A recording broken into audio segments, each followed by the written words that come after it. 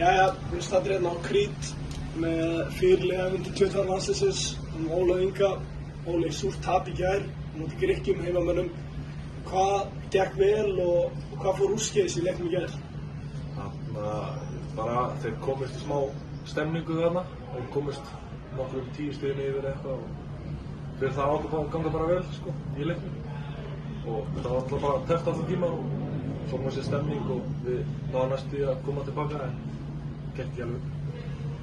Í kvöld leikur á móti Svartfellingum. Þetta leikur upp á framhaldið, hvort að íslenska landsliðið geti haldið sér upp í A-deild. Hvernig hugarfarið og hvernig komið þið taktískt inn í þennan leik?